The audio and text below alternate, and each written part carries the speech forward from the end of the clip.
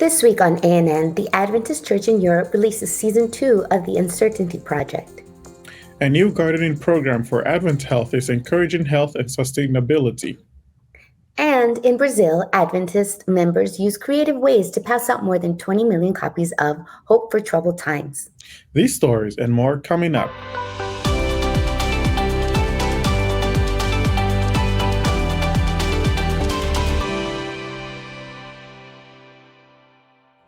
Thank you so much for joining us this week.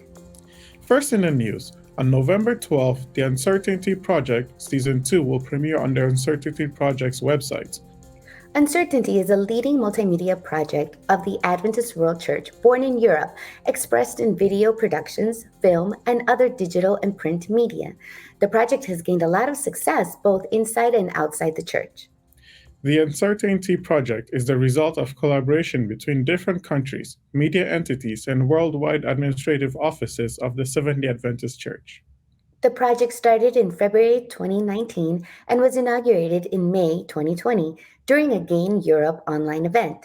The work followed a community-centered model and started with one idea, under joint coordination from Hope Media Europe, headed by Adrienne Duray. The Uncertainty Project was implemented through different strategies and languages, according to the regions and countries involved.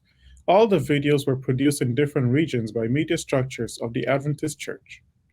The first season generated approximately 42 audiovisual resources, including a feature film, documentary series, more than 20 inspirational clips for social media, and much more. Since the COVID-19 pandemic has continued, the Gain Europe team and coordination team decided to continue producing new materials and resources until the beginning of 2021. Season 2 of this project includes 4 new episodes of the documentary series, a book, the Psalm 23 clip for social media, and the U3 documentary film, which is produced by the North America division. You can watch Seasons 1 and 2 of the Uncertainty Project, as well as social media clips and a documentary at uncertaintyproject.org. Неуверенность есть. Прибьют и убьют.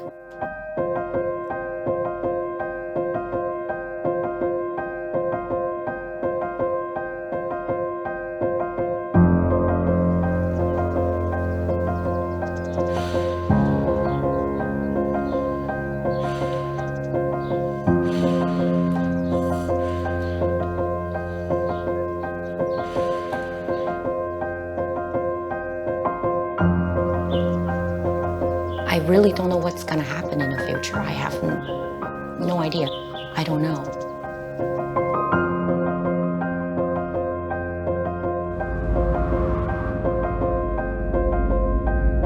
ตามปกติแล้วชีวิตคนเราก็ไม่แน่นอนนะคะแต่คนไร้รัฐเนี่ยจะมีความไม่แน่นอนมากกว่าเพราะว่าเป็นคนไร้ตัวตนนะคะ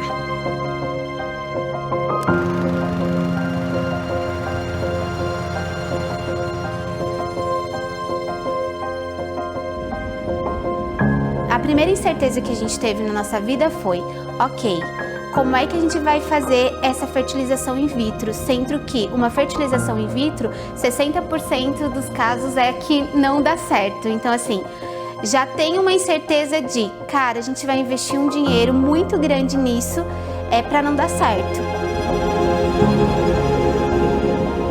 Então a gente fez a primeira tentativa, não deu certo. Aí a gente fez a segunda tentativa, não deu certo também.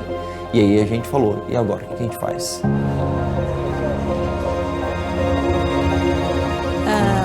我是个乳癌3期的病人，然后我也是在去年的时候才发现的，然后等发现的时候就已经是3期了，那这对我来说是一个很大的打击。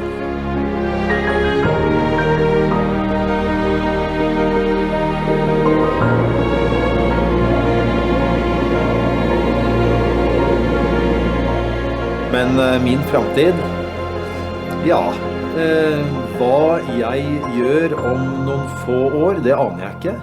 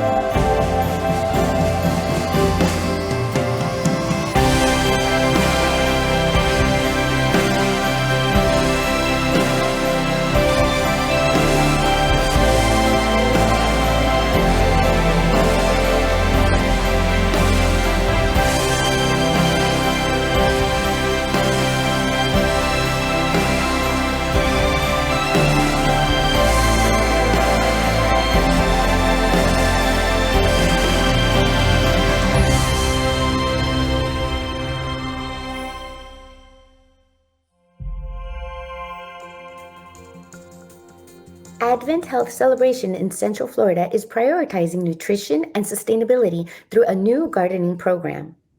Team members will be growing vegetables on hospital property inside a shipping container, which has the ability to regulate the temperature of the crops inside.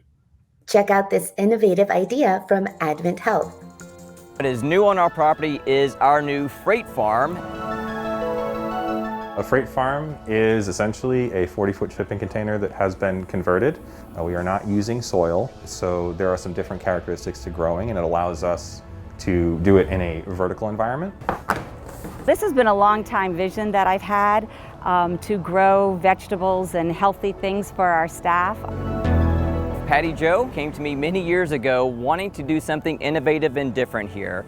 And it started with an idea of wanting to build a greenhouse. But as soon as we found the area for the greenhouse, we decided we needed a new tower. So that kind of took that space. And the crops will grow in those, and the water will be dripping from the top. We are training the Advent team how to utilize the equipment within the farm. It's really a neat idea that you can start off with seeding, and from placing a seed until it becomes a plant's about 3 weeks.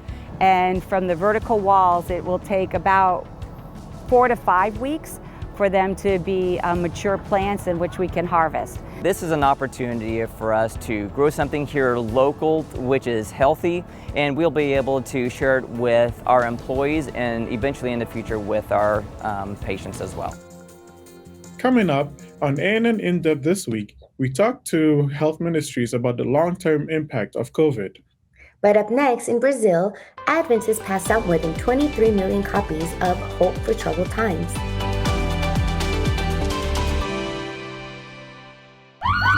Any idea what time it is? We really, really need our sleep. Are you from? No, we're not from the future, but we know you only pay attention to yourselves, so here we are. But how? We have no time for that. We have less than 30 seconds. Fact number 1. Adults need 7 hours of sound, restful sleep to keep their immune systems healthy and to fight viruses. And today, right now, is the single most important thing you can do to keep yourself healthy. What are you doing? We're just Googling if spicy foods cause hallucinations. Fact 2. Staring at your phone or your computer right before bed prevents sound sleep. And you'll be tired the next day. Ain't nobody got time for that. Can we just go to bed, please?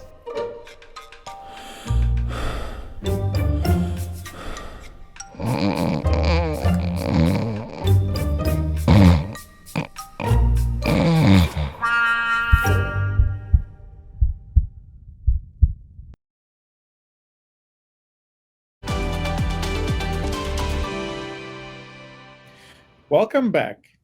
The Hope Impact Project in South America emerged in 2007 with one main objective: to share the biblical message through free book distribution. Over the years, the project has become the means for many people to change their lifestyle and worldview because of the content they read. This year, Adventists throughout 8 countries of the South American Division distributed more than 20 million copies of the 2021 Missionary Book of the Year, Hope for Troubled Times by Adventist evangelist Mark Finley. Along with passing out books, young people distributed food to people in need, prayed with homeless, and met with government officials. The Adventist Church in South America sent this video.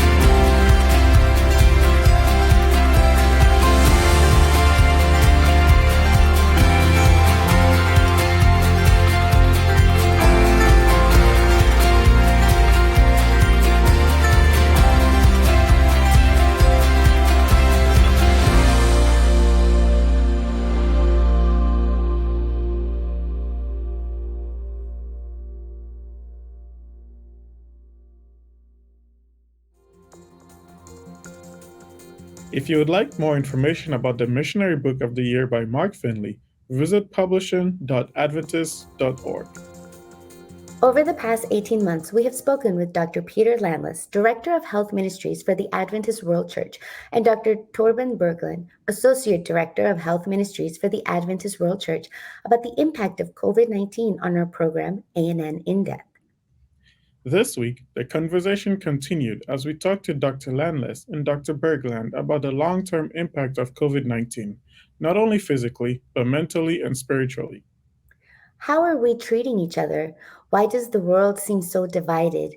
Even in the Adventist church family, we have an us versus them mentality. How can we come together and treat each other like Jesus has asked us to, even though we disagree? Here's a short clip from this week's episode of ANN In Depth. To watch the full episode, head over to youtube.com and search for the Adventist Church. Jesus said, "By this shall all men know that you are my" what? Disciples, if you love one another. And we are disciples. That's who we are. That defines the we. So already there's, and you're absolutely right, I was just teasing you a little bit, but that defines what moderates, modulates, and impacts our interaction with each other so much. And that, I tell you what I lose sleep about. I don't lose sleep about someone who has a vaccination or someone who chooses not to have a vaccination. It worries me that God's people are divided.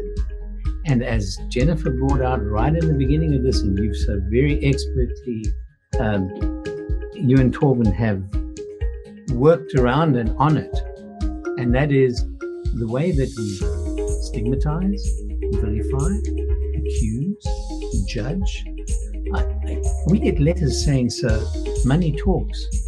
You write these things because you must be getting a lot of money from the vaccine companies." And then the letter ends, "Money talks." And you know, that sounds funny, but it's not. Why?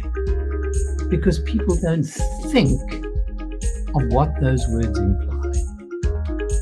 That we would, that I would, that someone would, in that collective we, defined by those who are his disciples, would act like that.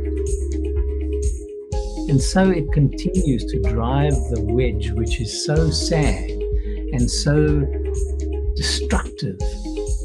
And who's having the greatest fun out of this whole thing? The devil. Divide and conquer.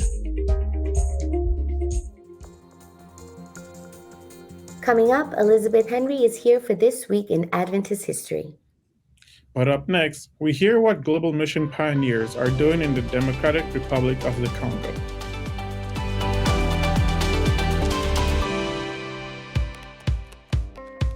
We may look, pray, read, think, worship, sing, and share differently, but we all look forward to the Sabbath. And we all look forward to the future when Jesus will come again. With this message in mind, we arrived at a core component for a new identity system, the creation grid, a simple 7-column structure for layout. The grid is a reference both to the prophetic timeline as well as to the creation week that culminated in the 7th-day Sabbath. Regardless of what or where you are designing, you can always find information to help you communicate that we are all Seventh-day Adventists.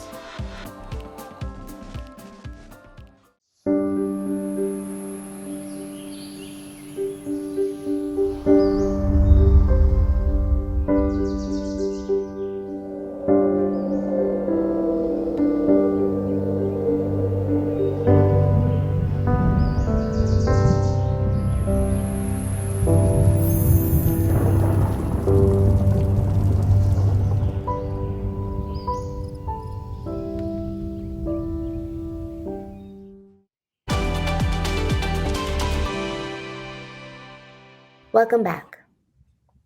There are 17 million people in Kinshasa, the Democratic Republic of Congo, and it's growing quickly. Global mission pioneers are there too, planting churches, and engaging their community.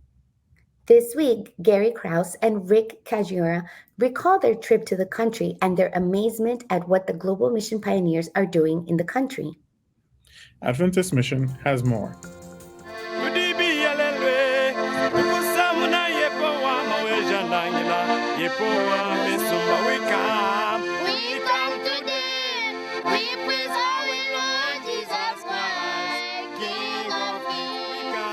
Rick, we're thinking about that visit many years ago to Kinshasa in the Democratic Republic of the Congo, West Africa. That was quite a trip. It was my first time to visit that country, and so it was eye-opening. Well, Kinshasa, you're looking at 17 million people and growing rapidly, and it seemed like every one of them was out on the street when we drove in from the airport, just an active, vibrant, happening city. And there we have Global Mission pioneers through the years who have been planting churches. Yes, I remember going into the city and seeing lorries or trucks filled with people in the back. That was their transportation into the city. And so it was a huge challenge. You got a small number of Global Mission pioneers trying to reach a large number of people. Yeah, so we were there for the Global Mission pioneer training, and I'll never forget the person who really stands out to me, of course, was Pastor Jeremiah, former Global Mission pioneer, who was leading the singing for the event. He was so vibrant, so enthusiastic, had such a wonderful story. You suggested we take him out on the street so that we could film him in action. Yeah, so we went out right in front of the church and set up right there, and he started playing music, and immediately he had a crowd.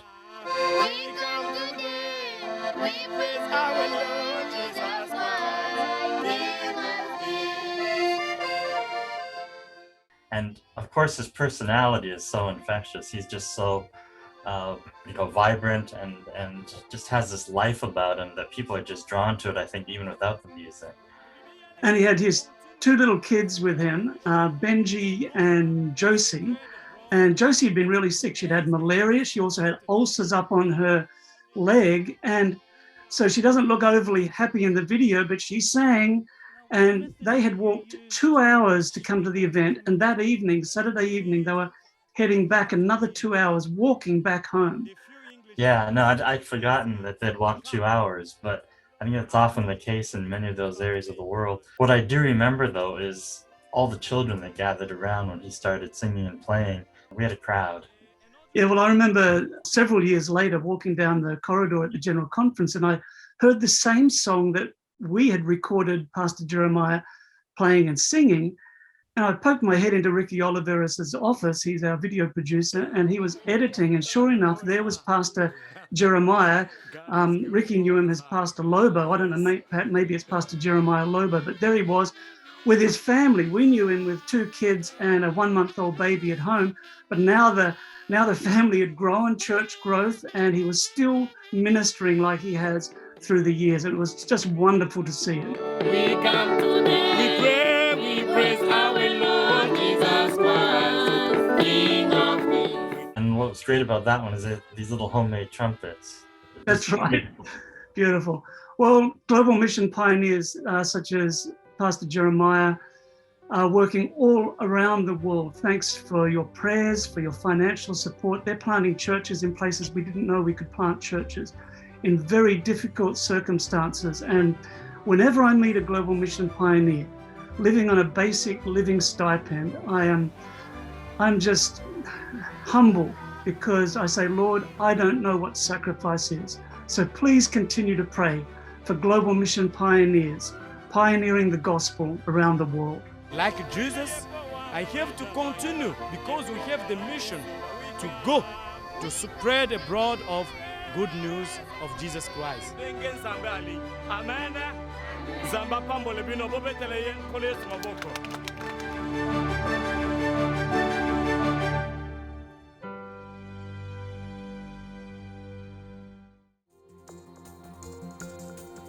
Watch this and other mission stories online by visiting AdventistMission.org, then click on videos at the top.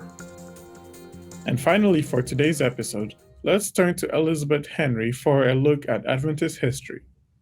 This week, we hear about the life and ministry of Juan Gaston Krause. Welcome to This Week in Adventist History. Juan Gaston Krause a pastor, journalist, writer, director, publisher, teacher, lecturer, and administrator, was born in September of 1917. While working in a pharmacy in the late 1930s, Krause, then an atheist, met Samuel Fayard, an Adventist pastor who gave him a copy of The Great Controversy, which Krause finished in 3 days and received Bible studies. On November 9th, 1940, Krause was baptized. He then went to study at the Chile Adventist University, and he graduated in teaching on November 11, 1942. Krause began his ministry in the Chile Conference as a canvasser in 1939 and as a denominational worker in February 1943. Between 1943 and 1948, Krause worked as a teacher, dean, professor, pastor, and Bible worker. From 1948 to 1956, he was the editor of the South American Spanish Publishing House. He was ordained as a pastor on November 11, 1955. From 1956 to 1984, Krause held diverse roles at various levels of the South American Division. He was a radio director, Youth Volunteer Missionary Department leader, chair of applied theology at the River Plate Adventist University, president of the Uruguayan Mission and of the Chile Union Mission, lay activities leader at the South American Division, chief editor of the South American Spanish Publishing House, and counselor secretary for the president, and director of Missionary Action and Sabbath School of the Chile Union Mission. Krause retired with 41 years of service in 1984, but continued to translate books and articles until his death in 2006. He was also a speaker of a local cable TV channel program dedicated to the study of Sabbath school lessons. To learn more about Juan Gaston Krause or many others, please visit the Encyclopedia of Seventh-day Adventists at encyclopedia.adventist.org. This has been a look at this week in Adventist history. Thanks for watching ANN. Join us next week for more news from the headquarters of the Seventh-day Adventist Church. Did you know the Adventist Church has a YouTube channel where you can watch ANN Video, ANN In-Depth, and plenty of other amazing videos on prophecy, health, and Bible study? Just go to YouTube and search for the Adventist Church. Click the subscribe button to make sure you're caught up each week. And remember, leave a comment or a prayer request. We have people who are praying for you 24 hours a day, 7 days a week. Before we say goodbye, here's some good news from the book of 2 Corinthians, chapter 5, verses 17 and 18. The passage says, "Therefore, if any man is in Christ, he is a new creature. Old things have passed away. Look, all things have become new. All this is from God, who has reconciled us to himself through Jesus Christ and has given to us the ministry of reconciliation." That's our program for this week. And remember, you can always visit Adventist.news for daily news and videos. Until next time, God bless. Take care.